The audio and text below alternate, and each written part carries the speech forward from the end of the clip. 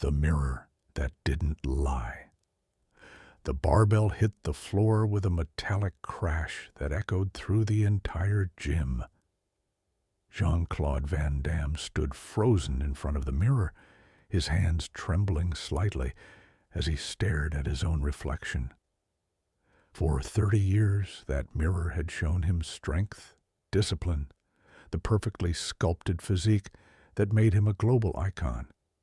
But today, for the first time, the mirror showed him something else, the truth. The young man standing behind him had just spoken 7 words that shattered every illusion Jean-Claude had built about himself. I want to be strong like you, but I feel empty inside. In that moment, surrounded by the familiar smell of iron and sweat, Jean-Claude Van Damme realized he'd been lying to himself for decades. And worse, he'd been teaching others to do the same. This is the story of the day. An action hero looked in the mirror and finally saw what was really there.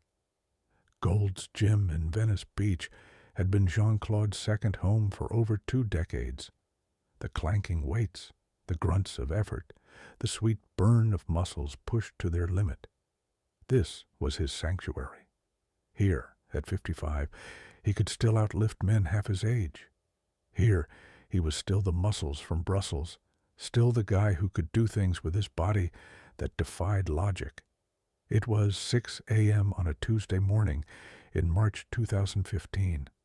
The gym was nearly empty, except for the hardcore regulars, the ones who showed up before dawn because training wasn't just hobby, it was religion. Jean-Claude preferred these quiet hours. No cameras, no autograph seekers, just pure focus. He'd been working chest that morning, heavy bench press, incline flies, dips until his pectorals screamed. The routine was sacred, unchanged for years. Every rep calculated, every movement precise. This was how he maintained the physique that had made him millions. But lately, something felt different. The weights felt heavier, the recovery took longer, and sometimes, in the space between sets, a strange emptiness crept in that no amount of physical exertion could fill. Jean-Claude approached the mirror for his final exercise. Cable crossovers. He loved this movement because it allowed him to see every muscle fiber working, every vein popping, every element of the machine he'd spent a lifetime perfecting. He grabbed the handles and assumed his position. In the mirror, he saw what everyone expected to see. Jean-Claude Van Damme, action star, martial arts legend, a man who'd turned his body into a work of art. That's when he noticed the young man watching him. Marcus Rodriguez was 22 years old, and he'd been coming to Gold's for 3 months.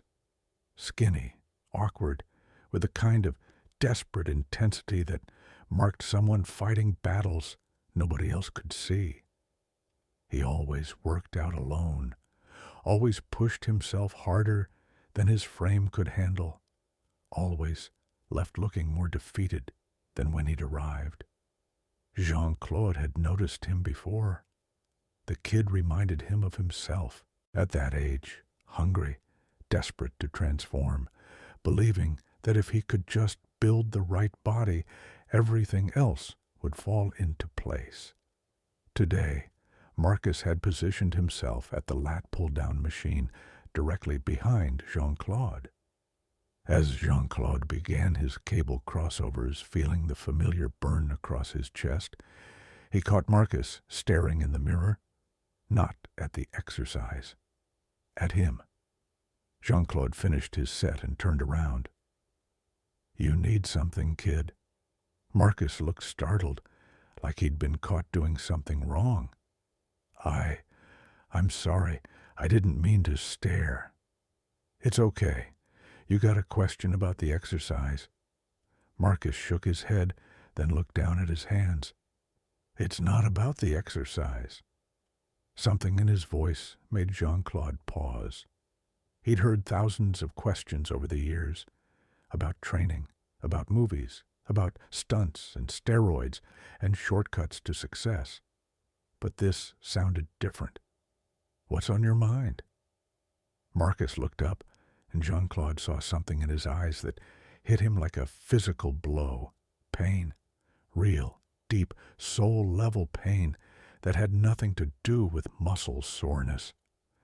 "I want to be strong like you," Marcus said quietly, "but I feel empty inside." The words hung in the air between them like a confession at church. Jean-Claude felt his chest tighten, not from the workout, but from something much deeper.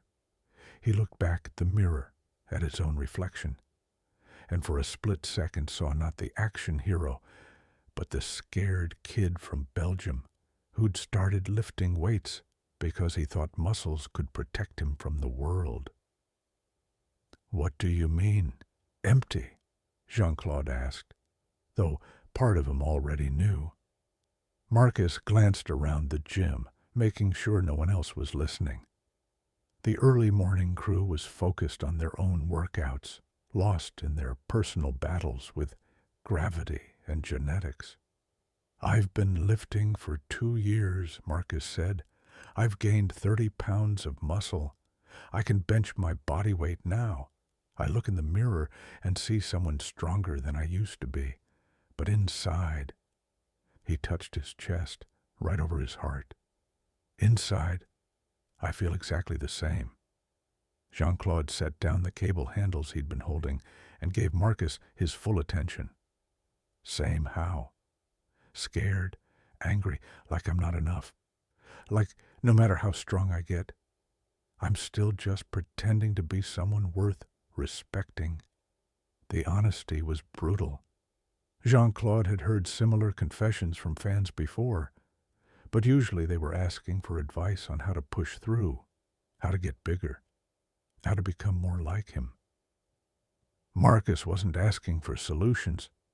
He was simply stating a truth that most people spent their lives avoiding. "Why do you think being strong would fix that?" Jean-Claude asked. Marcus looked surprised, like the question had never occurred to him. Because you're strong. You're confident. You're successful. You did it." Jean-Claude stared at his reflection again. The man in the mirror had perfect symmetry, incredible definition, the kind of physique that graced magazine covers. But Marcus's words had cracked something open, and suddenly Jean-Claude could see past the surface. "Can I tell you something?" Jean-Claude said quietly. Marcus nodded. "I've been lifting weights for 40 years. I've made millions of dollars using my body. I've been on magazine covers and movies, admired by people all over the world. And, you know what?" He paused, feeling the weight of what he was about to admit. "I feel empty, too." The confession fell between them like a bomb. Marcus's eyes widened, and Jean-Claude immediately wanted to take it back. This wasn't what action heroes were supposed to say. This wasn't the inspiration people paid to hear, but it was the truth. "You do?" Marcus whispered.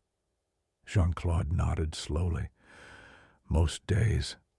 I wake up, I look in the mirror, I see this body that's supposed to represent strength and power.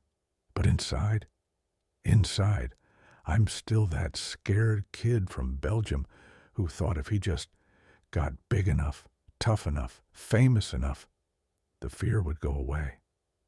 He sat down on a nearby bench, suddenly feeling the weight of every year, every failed relationship, every moment he'd chosen the gym over genuine human connection. "The truth is, Marcus, I've spent so much time building my outside that I forgot to work on my inside. I can break boards with my hands, but I can't handle criticism. I can kick higher than most people can reach, but I can't kick the feeling that I'm not good enough.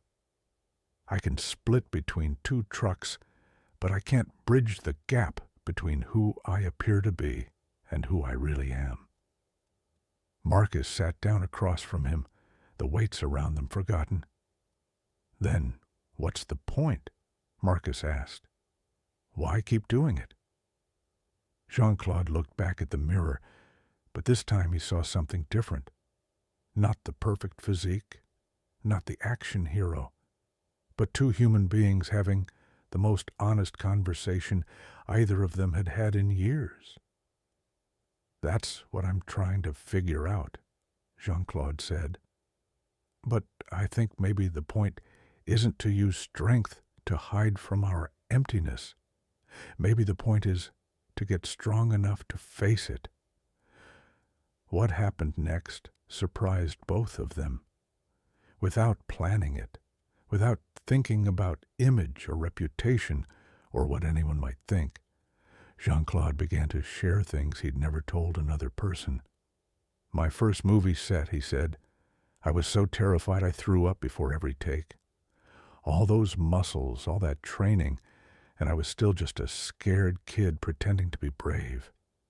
Marcus listened intently, like Jean-Claude was revealing state secrets.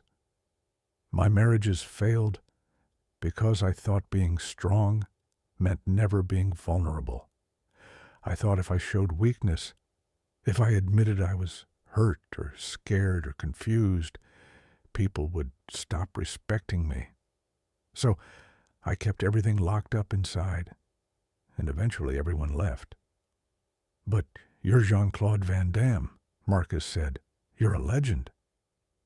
"I'm a guy with good genetics and severe emotional problems who figured out how to make money with his body," Jean-Claude replied. "The legend is just marketing." They sat in silence for a moment, the morning sun streaming through the gym's windows and casting long shadows across the equipment. "So, what do we do?" Marcus asked finally. Jean-Claude stood up and walked back to the mirror. But instead of posing or examining his physique, he just looked into his own eyes. "We start telling the truth," he said, "to ourselves first, then to others. We stop pretending that being physically strong makes us emotionally invincible. We admit that muscles can't heal trauma, that fame can't fill emptiness, that looking perfect doesn't make you feel perfect." He turned to Marcus. "And maybe we figure out what real strength actually looks like." Marcus joined him at the mirror. Side by side, they made an odd pair, the legendary action star and the struggling young man. But in that moment, they were just two people trying to figure out how to be human. "What does it look like?" Marcus asked. "Real strength?" Jean-Claude thought about it for a long moment. "I think it looks like being honest about your fears instead of hiding from them. It looks like asking for help when you need it. It looks like admitting when you're wrong, when you're lost, when you're broken." He paused, seeing his own reflection more clearly than he had in years. "I think it looks like this conversation." What started as a routine morning workout became a 3-hour conversation that changed both their lives.